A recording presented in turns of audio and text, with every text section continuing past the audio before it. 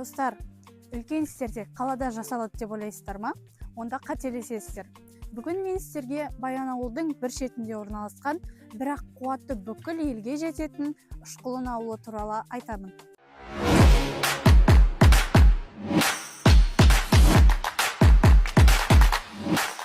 Ұшқылын.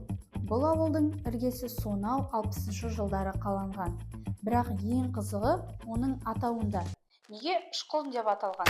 Бірінші нұсқа. Бұл жердің тарихы Құлан Қыпшақ руымен тығыз байланысты. Осы рудың 3 тармағына сілтеме жасайтын этногидроним деседі.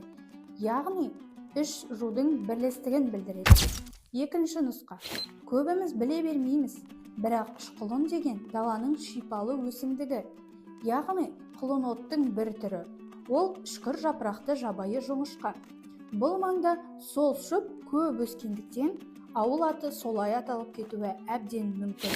Ал үшінші нұсқа осы жерде болған үш көлдің атауына байланысты қойылған. Бұл үш дерек бір-бірін толықтырып, мекеннің терең тарихын айғақтайды. Мұнда небәрі 300 адам тұрады. Сенбесеңіздер де айтайын, кішкентай ғана ауыл республика экономикасы үшін орасан зор үлес қосып отыр. Үйлеріңізді ақ қылған әктаспен алыс шетелге кетіп жатқан Майкөбе Сарыкөл көмірлері осы Ұшқылын станциясы арқылы жүріп өтеді. Бірақ бұл жердің басты байлығы адамдары. Егер Ұшқылын ауылына жолыңыз түсіп қалса, қайда қонамын деп уайымдамаңыз. Әр үйдің есігі қонақтарға әрдайым ашық.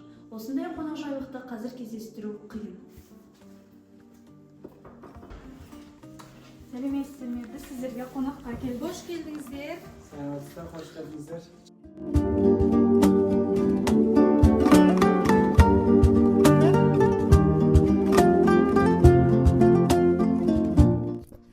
Ал болашаққа келер болсақ, ауылдағы Ұшқылын жалпы негізгі білім беру мектебі нағыз білім ордасы. Оқушыларының көзінен білімге деген құштарлықты, сенімді байқасақ болады. Осындай ауылдан шыққан жастар ертең еліміздің тірегі боларына сенімім мол.